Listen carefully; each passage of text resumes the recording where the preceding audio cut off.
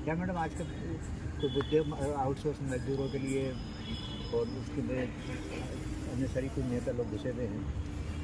हाँ, ये जो अननेसेसरी शब्द आप बोला नेताओं के लिए, जो आउटसोर्स कर्मचारियों के बहुत सारे नेता और संगठन चला रहे हैं, मैं नाम तो नहीं लूँगी उनका, पर उन लोगों को मैं ये चेतावनी दूंगी कि आप मजदूरों के साथ धोखाधड़ी करना बंद करें, उनके न्याय के लिए लड़ें, उनके अधिकारों के लिए लड़ें। आप कितने सालों से संगठन बना के रखें आउटसोर्स कर्मचारियों के नाम पे और उनके लिए आप कुछ भी नहीं कर रहे हैं। तो मैं ये बोलना चाहूँगी कि आप लोग कृपया अगर संगठन बनाए हो आउटसोर्स कर्मचारियों के लिए तो आप उनके अधिकारों की लड़ाई लड़ें और उन्हें वेतन दिलाएं, क्योंकि अगर ये लड़ रहे होते तो लोगों के 5-5, 3-3, 4-4 साल पीएफ तो जमा नहीं हो रहे हैं, तो वो हो रहे होते तो ये लोग नेता लड़ नहीं रहे हैं। पीएफ की बात तो आपने कर दी है कि आपके पास एक कर्मचारी आया था, उसके 5 साल से पीएफ जमा नहीं हुआ है। जी, तो मैं वही तो कह रही हूँ ना कि जो आउटसोर्स कर्मचारियों के नेता हैं वो लोग पीएफ ईएसआई पे कोई बात ही नहीं कर रहा है, कुछ कर ही नहीं। या तो ये लोग ठेकेदारों से पैसे ले रहे हैं या फिर अधिकारियों से पैसे ले रहे हैं, क्योंकि अगर कर रहे होते तो क्या 5 साल से किसी का पीएफ ड्यू होता?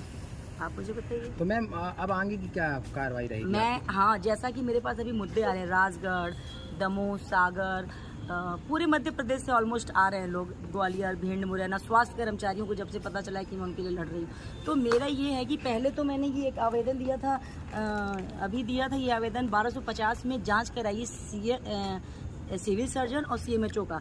तो प्रभाकर तिवारी जो 1250 के सीएमएचओ थे उनका ट्रांसफ़र हो गया है, लेकिन ट्रांसफ़र होने के मतलब ये नहीं कि वो जांच से बच जाएंगे, कहीं भी रहेंगे, जांच तो उन पर होगी, पहली चीज़। दूसरी चीज़, अब तो मुझे ऐसा लगता है कि जो अपने 55 जिले हैं ना पूरे मध्य प्रदेश में, उन 55 के 55 जिलों में सिविल सर्जन और सीएमएचओ की जांच होनी चाहिए, क्योंकि हर जगह का स्वास्थ्य कर्मचारी परेशान है। आप मुझे बताओ, मेरे पास ऐसे ऐसे मुद्दे आ रहे हैं जो कि मैं खुद ही यकीन नहीं हो रहा है। 3-3 साल से फ्री में काम करा रहे हैं लोगों से, 3 साल से फ्री में काम करा रहे हो आप और वेतन कुछ नहीं देते हो। जब लोग बोलते हैं हमें अब तो आउटसोर्स में लगा लो, तो बोलते हैं सोचेंगे, विचार करेंगे, अभी तभी। तो लोगों को इतना इस तरीके का शोषण हो रहा है हमारे प्रदेश में, तो ये मुझे लगता है कि ये गलत हो रहा है। मैम, जांच कमेटी अगर बैठेगी तो जांच कमेटी के बाद अगर जैसे आप अगर एक्टिव रहेंगी तो जांच कमेटी बैठ भी गई तो उसका क्या लग रहा है आपको, कितने % काम होगा?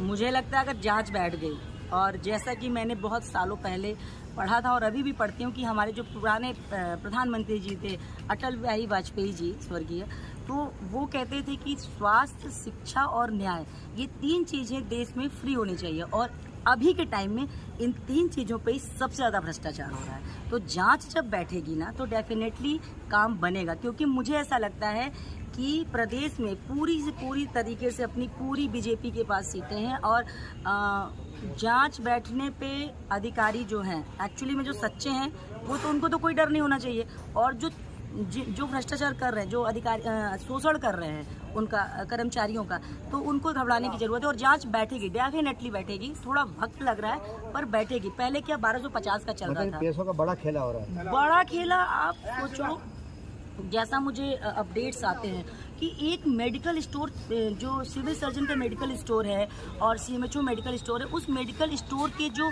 कर्मचारी सरकारी पद पे बैठे हैं उनके 10-10, 20-20 कोठियाँ, बंगले हैं जबलपुर में, सागर के। तो इतना बड़ा पैसा, मामूली 20-25 हज़ार वेतन होगा उनका, और इतने सारे एक्सपेंस कैसे आप मेंटेन कर रहे हो? तो जांच तो बैठनी चाहिए और बैठेगी। मैं इसको तब तक नहीं छोड़ूंगी जब तक जांच नहीं होगी। और मुझे ये पता है कि अभी जो सरकार शासन है, सत्ता है, माननीय जो अपनी बीजेपी सरकार है, जो भी मोहन यादव जी हैं, वो इस पर जाँच होगी, इस पर जाँच ऊपर होगी। और स्वास्थ्य मंत्री जो हैं, जो हमारे राष्ट्र के राष्ट्रीय अध्यक्ष हैं जेपी नड्डा जी, वही स्वास्थ्य मंत्री हैं, तो इस बारे में मैंने वहाँ पे भी बात की है और उन तक भी आवेदन पहुँचेगा कि पूरे मध्य प्रदेश के स्वास्थ्य विभाग की जांच करिए आप और उनको निलंबित करिए जो भ्रष्टाचार कर रहे हैं।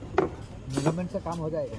निलंबित होंगे जब उनके, देखिए अब कर्मचारियों के पीएफ नहीं मिल रहे हैं, कर्मचारियों की ईएसआई नहीं जमा हो रही है। अगर कोई रिटायर होने वाला है 4 महीने बाद, 2 महीने बाद, और उस पर जांच बैठेगी तो उनके पैसे भी तो रुकेंगे, तो उन्हें दर्द तकलीफ समझ में आएगी। तो अपकमिंग टाइम में कोई अधिकारी ऐसा भ्रष्टाचार नहीं करेगा। इसमें मेन रोल कौन है?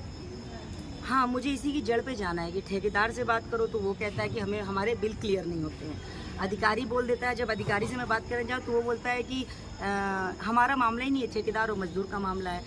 तो कौन भ्रष्टाचारी है, इसकी ही तो जांच की बात चल रही है ना, कि ठेकेदार भ्रष्टाचार कर रहा है कि अधिकारी कर रहे हैं। जब जांच बैठेगी तो दूध का दूध और पानी का पानी हो जाएगा। यही है, इसी चीज़ के लिए जांच बैठेगी।